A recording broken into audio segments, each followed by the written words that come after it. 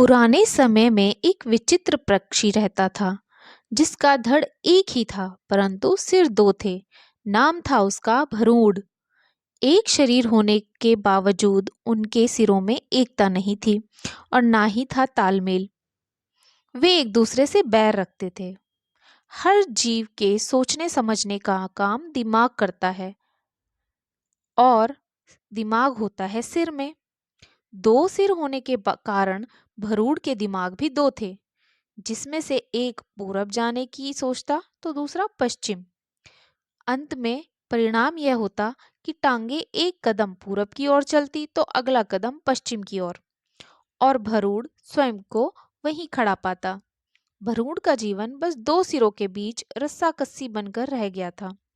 एक दिन भरूड़ भोजन की तलाश में नदी के तट पर घूम रहे थे कि एक सिर को नीचे गिरा एक फल नजर आया। उसने चोंच मारकर उसे चखकर देखा तो जीभ चटकाने लगा। वाह, ऐसा स्वादिष्ट फल तो मैंने आज तक कभी नहीं खाया। ऊपर वाले ने भी दुनिया में क्या क्या चीजें बनाई हैं। अच्छा, जरा मैं भी चखकर देखूं, कहकर दूसरे ने अपनी चोंच उस फल की ओर बढ़ाई ही थी कि पहले सिर ने झटक कर दूसरे सिर को दूर फेंका और बोला, अपनी गंदी चोंच इस फल से दूर ही रख। यह फल मैंने पाया है और इसे मैं ही खाऊंगा। अरे, हम दोनों एक ही शरीर के भाग हैं। खाने पीने की चीजें तो हमें बांटकर खानी चाहिए। दूसरे सिर ने दलील दी। पहला सिर कहने लगा, ठीक है, हम एक ही शरीर के भाग हैं ना, तो पेट भी हमारा एक ही है। मैं इस फल को खाऊंगा तो वह पेट में ही तो जाएगा, और पेट तेरा भी है। दूसरा सिर बोला, खाने का मतलब केवल पेट भरना ही नहीं होता भाई, जीभ का भी कोई स्वाद होता है। तबीयत को संतुष्टि तो जीभ से ही मिलती है। खाने का असली मजा तो मुंह में ही है। पहला सिर चिढ़कर बोला, मैंने तेरी जीभ और खाने के मजे का ठेका थोड़े ही ले रखा है। फल खाने के बाद पेट से डकार आएगी, वह डकार तेरे मुंह से भी निकलेगी, उसी से गुजारा चला लेना। अब ज्यादा बकवास ना कर और मुझे शांति से फल खाने दे।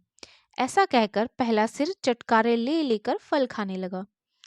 इस घटना के बाद दूसरे सिर ने बदला लेने की ठान ली और मौके की तलाश में रहने लगा।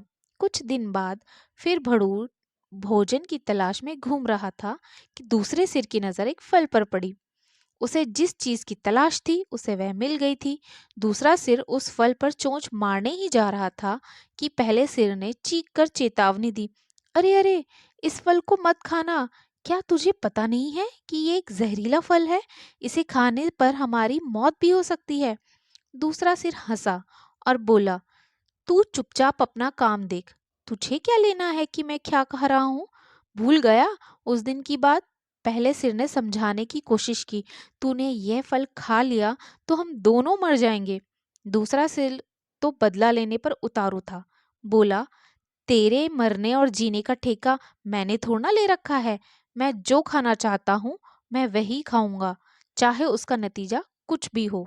अब मुझे शांति से यह फल खाने दे। दूसरे सिर ने सारा जहरीला फल खा लिया और भरूड़ तड़प तड़प कर मर गया।